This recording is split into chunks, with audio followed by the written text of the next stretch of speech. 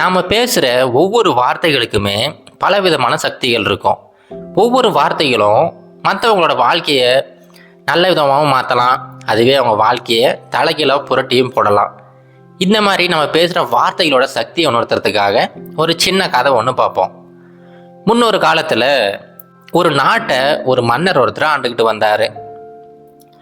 அந்த நாட்டில் இருக்கிற மக்கள் எல்லாருமே ரொம்ப மகிழ்ச்சியாக தான் வாழ்ந்துக்கிட்டு வந்தாங்க. இப்போ என்னென்னா, அந்த மன்னருக்கு கொஞ்சம் கொஞ்சமாக வயசாகிட்டு போய்கிட்டே இருந்துச்சு. அவருக்கு ஒரு பையன் ஒரு பொண்ணு இருந்தாங்க. அவருக்கு அடுத்ததாக அவருடைய பையனை தான் அவர் அரசராக நியமிக்கணும். ஆனால் இந்த மன்னர் அதுக்கான எந்த நடவடிக்கையுமே எடுக்கலை. அவருக்கு வயசான காலத்தில் கூட அவரே அரியணையில் உட்காந்துருந்தார். இதனால் நாட்டு மக்கள் எல்லாருக்குமே ஏன் இப்படி பண்ணுறாரு, இவரால் இதுக்கு மேலே செயல்பட முடியாது, அதுக்கு பதிலாக ரொம்ப இளம் வயதில் இருக்கிற இளவரசரை அரசராக மாற்றிடலாமே, ஏன் இப்படி பண்ண மாட்டேங்கிறாரு அப்படின்னு சொல்லிட்டு மக்களுமே ஒரு மாதிரி அதிருப்தியில் இருந்தாங்க. ஆனால் யார் என்ன ஆலோசனை சொன்னாலுமே அந்த மன்னர் அவருடைய அரியணையை விட்டு தர்றதா இல்லை. அவருடைய வயதான காலத்தில் கூட அவரே அரியணையில் உட்காந்துக்கிட்டு இருந்தார். அப்படி போய்கிட்டு இருந்த காலகட்டத்தில் தான் மன்னர் ஒரு பெரிய நிகழ்ச்சிக்கு ஏற்பாடு பண்ணுறாரு. அந்த நிகழ்ச்சிக்கு நடனம் ஆடுறதுக்காக ஒரு பெண்ணை கூட்டிகிட்டு வராங்க. அந்த நடனத்தை பார்க்குறதுக்காக நிறைய சீஃப் கெஸ்ட் எல்லாமே கூட்டிகிட்டு வராங்க. அதில் முக்கியமான விஷயம் பார்த்தீங்கன்னா, இந்த மன்னருக்கு ஒரு குரு ஒருத்தர் இருந்தார்.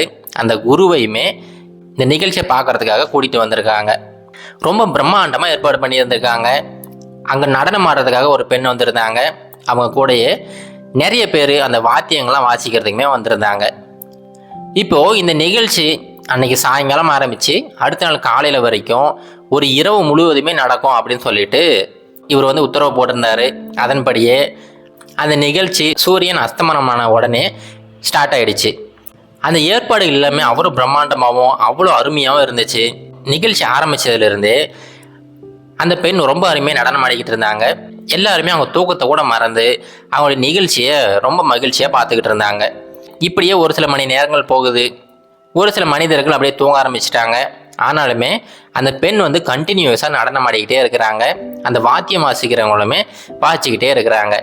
இப்போ கிட்டத்தட்ட அந்த நடன நிகழ்ச்சி முடிய போகுது. காலையில் விடியறதுக்கு இன்னும் கொஞ்சம் நேரம் தான் இருக்குது. இந்த டைமில் கூட அந்த பெண் ரொம்ப உத்வேகத்தோடு ஆடிக்கிட்டு இருக்காங்க.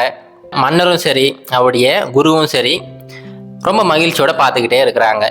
இப்போ என்னென்னா, இப்போ திடீர்னு அந்த வாத்தியம் வாசிக்கிறாங்க பார்த்தீங்களா, அதில் நாதஸ்வரம் வாசிக்கிட்டு இருந்த நபர் மட்டும் கொஞ்சம் கொஞ்சமாக தூங்கி விழ ஆரம்பிச்சிட்டாரு. அவர் தூங்கி விழுறதுனால அவர் வாசிக்கிறது அந்தளவுக்கு சரியாக இல்லை.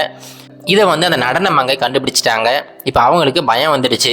என்னது இது, இவ்வளோ நேரமாக நம்ம நல்லா ஆடிக்கிட்டு இருந்தோம், இவங்களும் நல்லா வாசிக்கிட்டு இருந்தாங்க, இப்போ கடைசியாக இந்த நிகழ்ச்சி முடிகிற தருவாயில் இவர் தூங்கிக்கிட்டு இருக்கிறாரு, இதை மட்டும் மன்னர் பார்த்துட்டாருன்னா அவருக்கு பெரிய தண்டனை கொடுத்துருவாரு அப்படின்னு சொல்லிட்டு அப்படியே ஆடிக்கிட்டே அவங்க பக்கம் போயிட்டு, ஏன் இப்படி பண்ணுறீங்க, இந்த நடன நிகழ்ச்சி கிட்டத்தட்ட முடிய போகுது, இன்னும் கொஞ்ச நேரம் தான், இந்த டைமில் நீங்கள் இப்படி பண்ணீங்கன்னா நம்மளுடைய முழு நிகழ்ச்சியுமே பாழாயிடும், தயவு செஞ்சு தூங்காதீங்க, ஸ்டார்ட் பண்ணும்போது எப்படி இருந்தீங்களோ அதே உத்வேகத்தோட மறுபடியும் வாசிங்க அப்படின்னு சொல்லிட்டு அந்த மனிதர்கிட்ட பக்கம் போய் சொல்கிறாங்க. அவங்க சொன்ன அந்த வார்த்தைகள் எல்லாரோட காதுலையுமே கேட்க ஆரம்பிச்சிருச்சு. அடுத்த வினாடி பார்த்தீங்கன்னா அங்கே இருக்கிற நிறைய பேர் கைத்தட்ட ஆரம்பிச்சிட்டாங்க. முக்கியமாக பார்த்தீங்கன்னா அந்த இளவரசியும் இளவரசனும் வேகமாக கைத்தட்ட ஆரம்பிச்சிட்டாங்க. மன்னருக்கு ஒன்றும் புரியலை, என்னது இது, அவங்க சொன்ன வாரத்துக்கு இவங்க என்ன இவ்வளோ ரியாக்ட் பண்ணுறாங்களே அப்படின்னு சொல்லிட்டு யோசிச்சுக்கிட்டே இருக்கிறாரு. அவங்க மட்டும் கிடையாதுங்க, இந்த மன்னரோட குரு இருந்தார் பார்த்தீங்களா, அவருமே எழுந்து நின்று கைத்தட்டுறாரு. அடுத்த கொஞ்ச நேரத்தில் அந்த நடன நிகழ்ச்சி முடிஞ்சிருச்சு. முடிஞ்ச உடனே அந்த குரு இருக்கார் பார்த்தீங்களா, அவர் கையில் வச்சிருந்த அந்த பொற்காசுகள் எல்லாத்தையுமே எடுத்துக்கொண்டு போய் அந்த நடன மங்கை கிட்ட கொடுத்துட்றாரு. கொடுத்துட்டு, ரொம்ப அருமையாக ஆடினீங்க, ஆடினதோட நீங்கள் கடைசியாக சொன்னீங்க பார்த்தீங்களா, அந்த விஷயம் ரொம்ப அருமையாக இருந்துச்சு அப்படின்னு சொல்லிட்டு ரொம்ப வெகுவாக பாராட்டுறாரு. அதுக்கப்புறம் அந்த இளவரசர் அவர் வேகமாக அவர்கிட்ட இருந்த அந்த கிரீடத்தை எடுத்து அந்த நடன மங்கைக்கு பரிசாக கொடுக்குறாரு. கொடுத்துட்டு, ரொம்ப அருமையாக ஆடினீங்க, அது மட்டும் இல்லாமல் நீங்கள் சொன்ன விஷயம் ரொம்ப அருமை அப்படின்னு சொல்லிட்டு அந்த இளவரசருமே ஆனந்த கண்ணீர் விடுறாரு. அதுக்கு அடுத்து பார்த்தீங்கன்னா அந்த இளவரசி அவங்களுமே வேகமாக அவங்க அணிஞ்சிருந்த ஒரு மணி மாலையை எடுத்து அந்த நடன மங்கைக்கு அணிவிக்கிறாங்க. அணிவிச்சிட்டு அவங்களுமே பாராட்டுறாங்க. இப்போது இது எல்லாத்தையுமே பார்த்துக்கிட்டு இருந்த மன்னருக்கு ஒன்றுமே புரியலை, என்னது இது, என்ன நடக்குது அப்படின்னு சொல்லிட்டு ரொம்ப கோபமாக எழுந்து பேச ஆரம்பிச்சிட்டாரு. இப்போ மன்னர் என்ன சொல்கிறாருன்னா, நீங்கள் செய்யறது கொஞ்சம் கூட சரியில்லை, அவங்க கடைசி வரைக்கும் நல்லா ஆடி இருந்தால் பரவாயில்ல, கடைசி சமயத்தில் அந்த நபர் வந்து தூங்கிட்டாரு. அதை தூங்காதீங்க அப்படின்னு சொல்லிட்டு இந்த அம்மா சொன்னாங்க. இதுக்காக எதுக்கு இவ்வளோ பரிசு கொடுக்குறீங்க, என்ன காரணம் அப்படின்னு சொல்லிட்டு மன்னர் கேட்குறாரு. அதுக்கு அந்த குரு சொல்கிறாரு, அது ஒன்றும் இல்லைங்க, நான் என்ன நினச்சிக்கிட்டு வந்தேன்னா, இங்கே வந்து ஒரு கொஞ்ச நேரத்தில் திரும்பி போயிடலாம், அங்கே வந்து என்னுடைய ஆசிரமத்தில் நிறைய வேலை இருக்குது, அந்த வேலையெல்லாம் பார்க்கலாம் அப்படின்ற நம்பிக்கையில் தான் வந்தேன். ஆனால் இங்கே வந்ததுக்கப்புறமா இவங்க நடனத்தை பார்த்த உடனே நான் அப்படியே ரொம்ப அமைதியாக உட்காந்துக்கிட்டே இருந்துட்டேன். ஆனால் கடைசியில் அவங்க சொன்னாங்க பார்த்தீங்களா, அந்த வாசகத்தை கேட்டதுக்கப்புறமா தான் நான் விட்டுட்டு வந்த வேலைகள்லாம் எனக்கு ஞாபகம் வந்துடுச்சு. அந்த வேலைகளுக்கு நான் திரும்ப போகணும் அப்படின்னு சொல்லிட்டு இவங்க ஞாபகப்படுத்துனதுனால தான் அந்த தங்க காசுகளை பரிசாக கொடுத்தேன் அப்படின்னு சொல்லிட்டு அந்த குரு வந்து அவர் செஞ்ச செயலுக்கான ஜஸ்டிஃபிகேஷனை கொடுக்குறாரு. அதுக்கப்புறம் அந்த இளவரசர்கிட்ட மன்னர் கேட்குறாரு, சரிப்பா அதெல்லாம் சரிதான், நீ எதனால் அவனுடைய கிரீடத்தை வந்து பரிசாக கொடுத்த, என்ன காரணம் அப்படின்னு சொல்லிட்டு கேட்குறாரு. அதுக்கு அந்த இளவரசர் சொல்கிறாரு, அது ஒன்றும் இல்லை மன்னா, நீங்கள் வயதானதுக்கப்புறமா கூட உங்களுடைய அரியணையை எனக்கு கொடுக்கவே மாட்டேங்கிறீங்க. அதுக்காக நான் என்ன பண்ணேன்னா, இந்த சபையிலேயே நிறைய மனிதர்களை ஏற்பாடு பண்ணி வச்சுருக்கிறேன். இந்த நிகழ்ச்சி முடிஞ்ச உடனே உங்களை வந்து கொல்றதுக்கு நான் உத்தரவு போட்டிருந்தேன். நீங்கள் வந்து இறந்தால் மட்டும்தான் அடுத்து நான் அரியணை ஏற முடியும் அப்படிங்கிற எண்ணம் என் மனசுக்குள்ளார வேறு உண்டு இருந்துச்சு.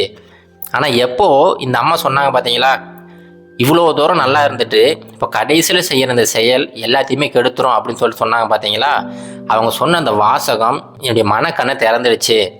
இப்போ நீங்கள் உங்களுடைய கடைசி காலத்தில் இருக்கீங்க, இன்னும் கொஞ்ச காலத்தில் கண்டிப்பாக நீங்கள் வந்து உங்களுடைய அரியணையை எனக்கு கொடுத்துருவீங்க. அது வரைக்கும் வெயிட் பண்ணாமல் இப்போ நான் தேவையில்லாமல் உங்களை கொலை பண்ணனா அந்த பழி வந்து என்னை வந்து எக்காலத்துக்கும் விடாது.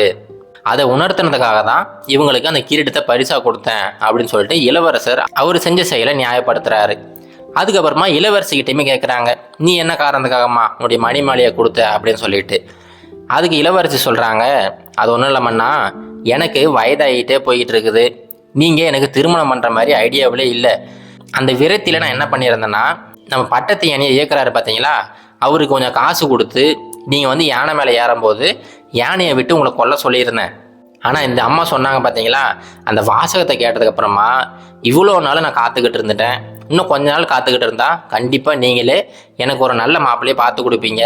அதை விட்டுட்டு உங்களை கொல்றதுனால எனக்கு எந்த பயனும் கிடையாது. உங்களை கொன்னனா அந்த கொலைப்பழி என்னை கடைசி வரைக்கும் துரத்திக்கிட்டே இருக்கும், என்னுடைய வாழ்க்கையில் நான் நிம்மதியாகவே இருக்க முடியாது. அந்த விஷயத்தை அவங்க உணர்த்தினாங்க. அதனால தான் நான் வந்து இந்த மணிமாலையை கொடுத்தேன் அப்படின்னு சொல்லிட்டு அவங்க சொன்னதுமே நியாயப்படுத்துகிறாங்க. இப்போ தான் மன்னருக்கு புரியுது, அவங்க சொன்ன அந்த சின்ன வாக்கியம் எத்தனை பேரோட வாழ்க்கையில் எவ்வளோ பெரிய மாற்றத்தை ஏற்படுத்தியிருக்கு அப்படின்னு சொல்லிட்டு. மன்னருமே அவர் செஞ்ச தப்பை உணர்ந்துட்டாரு. அந்த இடத்துலையே அவர் அணிஞ்சிருந்த அந்த கிரீடத்தை எடுத்து அவங்க பையன்கிட்ட கொடுத்துட்டு அவங்க பையனை மன்னராக்கிட்டாரு. அதுக்கப்புறமா அவங்களுடைய பொண்ணுக்குமே மாப்பிள்ளை தேர்றதுக்காக ஏற்பாடுகளை செஞ்சிட்டாரு. இப்போ அந்த நடனம் ஆடினாங்க பார்த்தீங்களா, அவங்க சொன்னது மற்றவங்க வாழ்க்கையில் மட்டும் மாற்றலைங்க, அவங்க வாழ்க்கையிலுமே ஒரு பெரிய மாற்றத்தை ஏற்படுத்திருச்சு. அவங்க என்ன யோசிச்சாங்கன்னா, நான் சொன்ன இந்த சின்ன வாக்கியம் இத்தனை பேரோட வாழ்க்கையை மாற்றிருக்குது, ஏன் நான் வந்து என்னுடைய வாழ்க்கையை மாற்றிக்க கூடாது, இதுக்கப்புறம் அந்த தொழிலில் இருக்கக்கூடாது, மக்களுக்கு நல்லது செய்கிற வேறு ஏதாவது ஒரு தொழிலில் ஈடுபட போகிறேன் அப்படின்னு சொல்லிட்டு அவங்களுமே அவங்களோட வாழ்க்கையோட திசையவே மாற்றிக்கிட்டாங்க. இப்போ இந்த கதையில் வந்தது போல தாங்க நம்முடைய வாழ்க்கையிலுமே இந்த வார்த்தைகள் அப்படிங்கிறது ஒருத்தருடைய வாழ்க்கையை முன்னேற்ற பாதையிலுமே கொண்டு போகும், அதே மாதிரி அவங்க வாழ்க்கையை பின்னோக்கியுமே கொண்டு போயிடும். அதனால் இதுக்கப்புறம் நீங்கள் எப்போ பேசினாலும் சரி அந்த வார்த்தைகளை சரியானபடி பயன்படுத்துங்க. ஏன்னா வார்த்தைகள் அப்படிங்கிறது கண்ணுக்கு தெரியாத கத்திகள் மாதிரி, அதை நீங்கள் சரியாக பயன்படுத்தினீங்கன்னா மற்றவங்கள முன்னேற்றத்துக்கும் பயன்படுத்தலாம், ஆனால் தவறாக பயன்படுத்தினீங்கன்னா மற்றவங்கள அது காயப்படுத்தவும் செஞ்சிடும். இது கரேஜ் டு ஆக்ட் மோட்டிவேஷன் கதைகள்.